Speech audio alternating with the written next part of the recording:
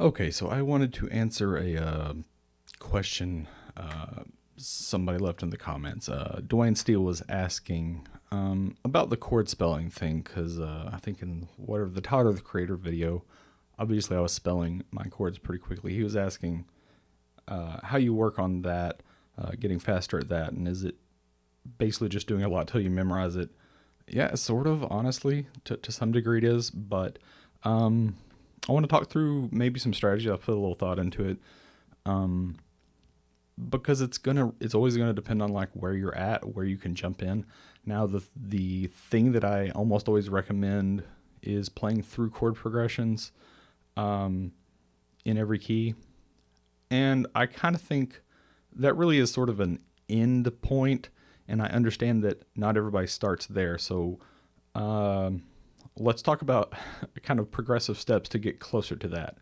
Um, at a very starting point, I would say just play, um, your chords, maybe in all inversions. So this probably isn't actually a starting point, so spoiler. But I say to do this exercise a lot, where you play through all of your inversions.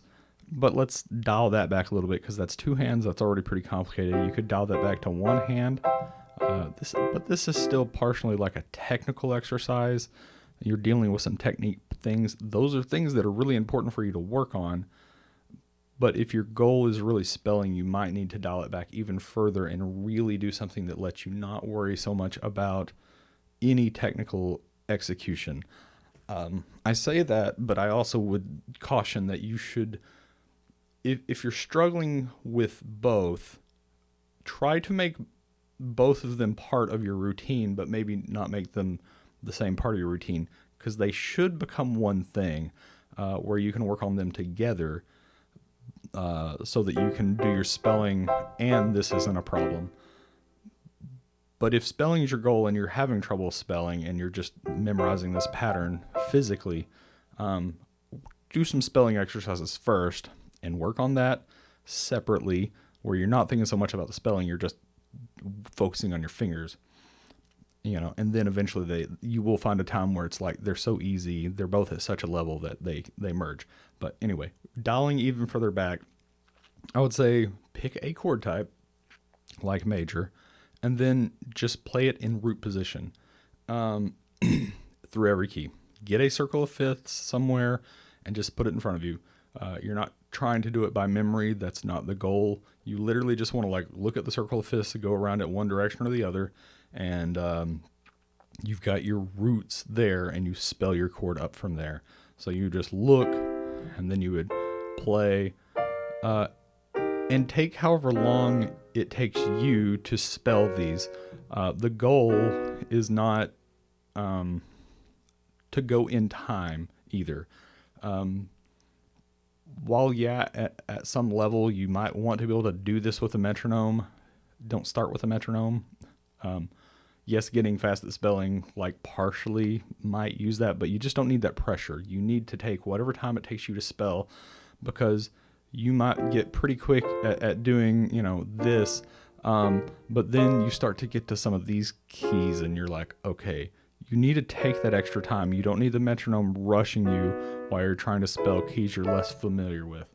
So if you get to a point where you want to use the metronome during that spelling exercise, wait until a point where you can play through all of those at a relatively consistent tempo, and then you can worry about spelling it faster and building up your speed by using the metronome to kind of force you to think in time, because that is something you will have to do. The end goal of this would be that you can spell these in time fast enough that if you were reading a lead sheet, you could just quickly play whatever chord you see. From here, just playing it in one hand, I would caution, as much as I like the one hand thing, do not totally neglect your left hand. You want to be able to play your left hand. So you could just alternate days where you're doing this exercise and you do it with your left hand so that your left hand doesn't get weak. Because it's not really that much more technically difficult than it really shouldn't be. If it is, then you really need to remediate your left hand. So it's important to do this and maybe prioritize it over the reading. So kind of incorporate it with the the spelling. So start spelling, and just every other day you could just do it in a different hand so that you make sure that you can do that. From there, move up and start doing it. Well, hold up, back up. Do that for different chord types. This is actually a sort of choose your own adventure story at this point. I would say you can either move to inversions for the chord type you're on, or you could move to other chord types. It kind of depends on your goals, and it's just one of those things where maybe you're tired of working on your major, your major chords in different inversions. So then just go back and do your minors and walk through all of those and spell all of those in every key. So if I were going to give an order for chord types, I would probably say major and minor are the big ones. Dominant sevenths would be next, and then pick your poison, major and minor sevenths. Dominant sevenths are more important just because they come up in more classical music, but major and minor sevenths are almost equally important for jazz stuff. I didn't mention diminished chords and diminished seventh chords. Those are both really important, but they come up less often than all of these other chord types, depending on the music you're playing. And then like augmented, I don't really think of augmented, especially augmented triads. I don't really think of them as their own thing. They are, you could practice through all of those in every key, but like that's not, it is useful, but it's not. I normally run into augmented triads. I don't, it's more like, oh, I'm playing like a dominant sharp 5 chord or something like that, right? And if you're playing jazzy stuff, which may be more your interest because you were commenting on a video where I had a lot of major sevenths, if you're interested in that, you'll learn those sharp 5s through that, and as I go on, you'll understand why maybe sharp 5s aren't necessarily the hardest thing to think through. You could even think of your minors as, okay, I've got my major and I lower the third, right? I think you should think of a lot of your spellings that way. And so if you can spell your 5, then you just think about sharpening the 5. Yeah, that takes a little bit of extra brain power, and it'll take a little time to get faster at that. But yeah, it's not a huge priority augmented. I'll just say that. I've talked a whole lot about the thing that's not much of a priority. Okay, so on your choose your own adventure path, we have the either go learn other chords all in root position,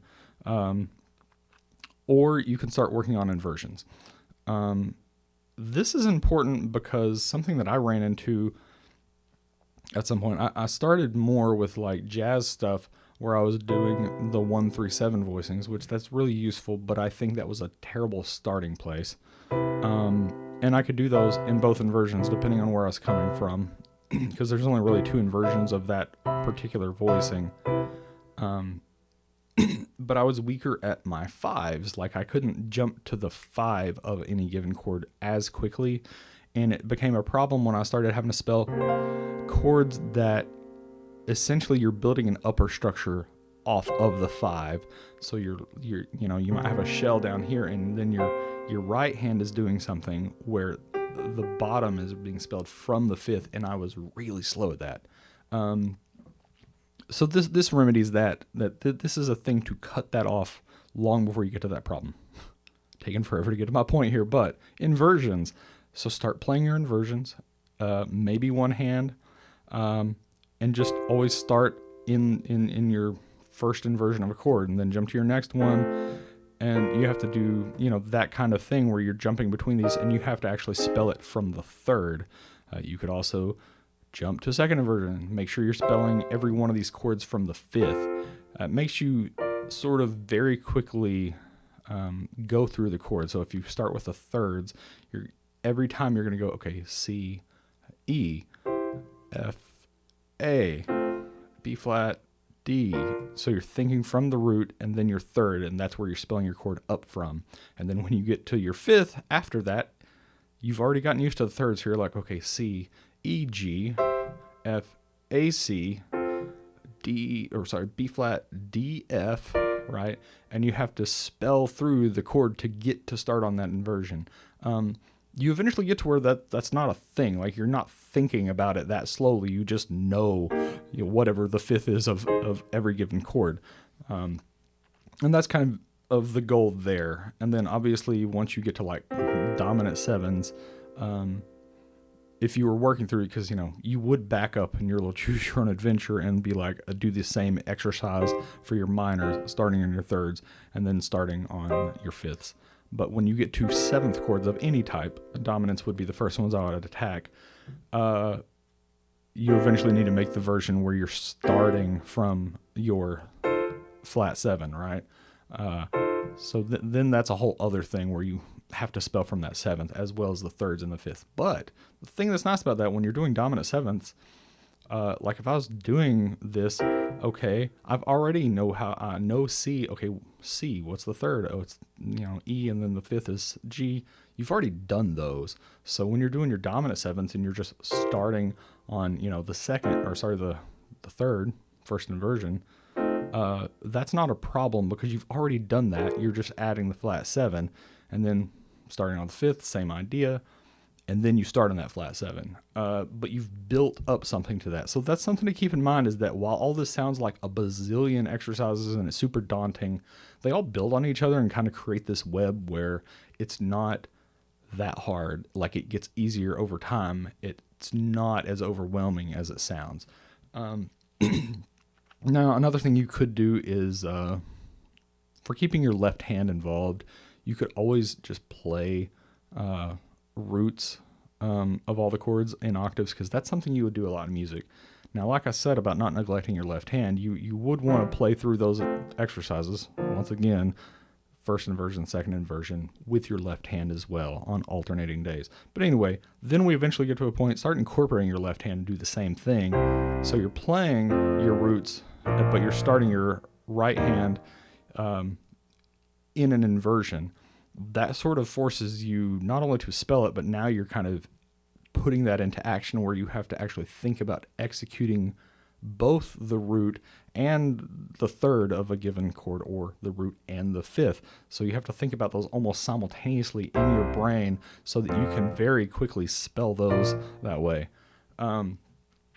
Those are just some steps along the way. I mean, you can skip steps. You can jump over some of these things if like just starting from the thirds with nothing in your left hand is too easy. Yeah, maybe try that for one day and then just immediately jump to having your left hand. It all depends on where you're at technically, because the goal of this exercise is spelling. It's not technical. You want to get those technical things up, and if as soon as you can combine them, do that. But that's not the ultimate goal starting here. Okay. Now, that's one way to do that. I would still say, if you can jump through your inversions, this is more of a technical thing. But this is a useful thing to do. But when we get to spelling, I think the next thing maybe would be to go ahead and start doing progressions. Now, I always recommend like the doo-wop progression, because the thing is, these 4-chord progressions, or the axis progression is another one. Those are both really good chord progressions. By the way, that's doo-wop is 1 6 4 5, and the axis one is 1 5 6 4. Just to be clear, those progressions are great because they use the 4 chords that you run into the absolute most in music. They just happen a lot. But once again, that might be too much to bite off just starting out. So let's back that up and let's just do like 1 and 5. So at this point, you've probably spelled things in your inversion, so you can get to your 5 chord quickly, because your 5 chord is built off of the 5th of your tonic triad. So this is where things start to come together. When you've already practiced playing all of your chords starting in second inversion, now you can very quickly find your 5 chord. So if we were in the key of C, do something like this, and just do good voice leading down to this particular voicing of 5, which would be your second inversion, first inversion. Now, the thing that's nice about this, once again, when you were in the key of G, you played this chord. You played this inversion of this chord. several times. So you should be able to feel that. Now, from a pure technique standpoint, the thing in that scales, chords, arpeggios, and cadences book, the Alfred one that I recommend a lot, you would have gone through all of these cadence patterns, and this is a good thing to do just as technical work. So if that's not under your fingers when you start getting to these chord progressions, maybe that's something you could start incorporating into your work is these cadences in every key, right? Because those are super, super useful for this. You just kind of want that baked in. So anyway, start thinking through every key and, once again, use your circle fifths to get your starting points. And just 1, 5, 1. And then move to the next key and keep that same set of voicings where you're just kind of walking down to the first inversion of your 5 chord. Then you could take that chord progression and you could start it from a different place. So, start your 1 chord in first inversion and you're walking down to the second inversion of the 5 chord. This just forces you to kind of spell through these things kind of in context. Yes, the pattern is actually the same in every key and it'll feel the same, but as you start getting to keys that have more white and black keys mixed together, you might actually have to start thinking about that. So if you're in A, you're like, okay, that's that. Oh God, I got to go to, what is it? The 5th is E. So what are the notes in that? Because you can't just like move your hand down and try to find whatever note is in that weird shape below you that you're so used to playing in shapes. You probably will find that it eventually feels that way, but to start with, you have to spell those chords. And obviously you can do that through different inversions and then start adding more chords.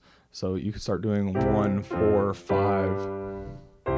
You could walk it up like that or back to the root, whatever works for you.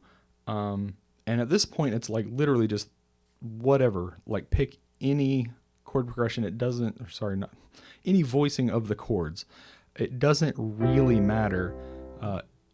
Even if you want to jump to the root positions of them, this isn't good voice leading, but this might get you to very quickly spell those chords in their context. But once again, this is a thing where you've already practiced spelling F major and G major, so that shouldn't be a problem. You'll be very quick at that, and when you jump to the next key, it's the same thing. You'll realize that you've spelled these chords before. So once again, it seems daunting, but like once you get here, it's all, oh, this is crap I already know. But yeah, if you can do the good voice leading for the inversion, that would be great. And then move to your next key and do the same thing. That's 1, 4, and 5. The point with this is to pick one set of voicings and use that across everything. Now I'm using these chunky, just full triad voicings, and that's totally useful and relevant. But as you get into more complex stuff, you'll want to use these voicings that are kind of not using all the notes in the chord. And so that's just a bridge you'll understand across when you get there. But yeah, just try different chord progressions. Now, one of the things that I started doing is, a long time ago, is I would just take, when there was a tricky lick in something I was working on, some piece of music, either I found the chord progression really cool and I wanted to know what the hell was going on, or if I just found it technically tricky, I would start doing that. I'd work it through every key. And once you can already do the spelling stuff that we've talked about up to this point, you're equipped to start doing that, where you're taking these very specific, odd spellings of chords and complex rhythms, and you're having to spell kind of in real time in another key. And I would do that mostly in my head. So now, as an aside, this is probably, God, I would say quick aside, but I know I'd be lying. Earlier in my career, I did a lot more of the stuff where I just had to spell from my head. I was using a lot of chord sheets and lead sheets and things like that, or I was improvising. So more of the focus was on that. One of the things I've found as more of my work leans towards reading, and even early when my sight reading is really, really terrible, there were these moments where I'd be like, oh, that's what that chord looks like on the page because I didn't know. And so a really interesting example with this is that chords like F sharp, they're not super uncomfortable under my hands. D flat, these are keys that if you're playing them in sheet music, they're harder to read, I guess. That's mostly because you don't run into them as much, so you just don't get as much experience reading them. But I just didn't read them as well. One of the things I started doing for myself, because like I said, I used to just do this in my head, but for myself, I started writing these out. I would just throw them into Finale and pump them out in every key. Because I realized that, especially for what I'm doing now, a big part of it is that disconnect where it's like, okay, I can play these in my hand, but I never see that on the page. And I don't really know what that looks like, just because I don't encounter it a lot. And so I did find that there was this value in playing while looking at it. So I actually can create that association. As I'm preparing a lot of this iwi stuff for this show coming up, it's the same thing. In the past, I think my experienced musician indigo brain was always like, okay, I should practice scales and arpeggios, and I should be able to just do it out of my head. There's no reason for me to need the paper. That's a crutch. And that's not really true. And it kind of depends on your goals, because if your goals don't involve improvisation, then that's not as useful. And if your goals specifically involve reading, you really need to be looking at it. Even if you're just practicing your scales, look at them on the page while you're doing it. That's something I'm really running this show. This bassoon part I'm going to play on iwi, I will be reading the music the entire show. So me being able to just do it in my head isn't useful for this. While I might improvise on iwi for other things, that's not what I'm practicing for here. I really need to be practicing getting the association between what I'm seeing and what I'm playing. So even when I'm just doing really basic technical stuff, I'm looking at the notes so that I can reinforce that. So there is a lot of value in that. There's value in both sides of it. There's value in being able to read it off the page, but there's value in being able to just spell it in your head. And it kind of depends on where you're at. I will say that if you're always reading it off the page, you can start to cheat because you don't have to think as hard. You start to see patterns in sheet music where you don't have to think about how you're spelling the chords. It's a really similar problem to what I think guitarists run into, where at some point, you get through your cage system, you understand chord shapes, and you understand how to use bar chords. At some point, you're not thinking about what notes are on which strings. You're just like, I'm going to play this bar shape on the 7th fret, and I'm going to get this chord. And you don't even know what notes are in that chord. You don't need to know. You just know, I need to play this shape. This makes this thing sound this way. But that happens with sheet music, too, on piano, where you're reading, and you stop really having to think about the notes, because there are a lot of people who read purely in shapes and intervals, which is a little bizarre to me. I get it, but and it happens to me a certain amount, but it's also like I understand the chords I'm reading at the same time. I understand like the theory I'm kind of analyzing in real time. Just understand that those are different skills you would need to work on for different endpoints.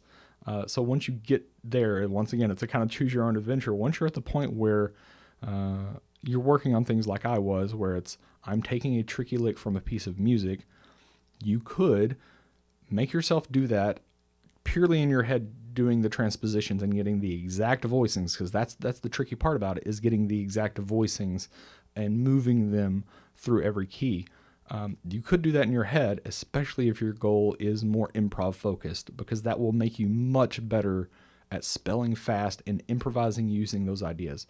But if your goal is more reading oriented, it's a super great technical exercise, but you should be reading it off the page, and you'll get a huge amount of technique bonus, but you'll get less improvisation bonus because you're not working that muscle as hard. You are getting the technical thing whichever way you do it, and you need that. So anyway, I knew this was not going to be short. I meant to keep it short, and I can't, because I kept thinking about all the caveats as I went of just ways to think about it. Really think about just always think about, okay, if you're running into a mental bandwidth issue because you are trying to process too much, think about what you can remove. So if you're doing it and you're doing roots in your left hand and you're realizing that's causing you to slow down, remove a factor, just take something out of it. If you're using a metronome and you start to notice that you're not able to move fast enough between the chords, back the metronome down or just turn it off. So yeah, there's a lot of like assessing where you are at all the time and just being really mindful during your own practice of what the issues are so that you can isolate the thing that you want to work on, and address something as a technique thing or the spelling part of it here. Anyway, I'm going to leave it there.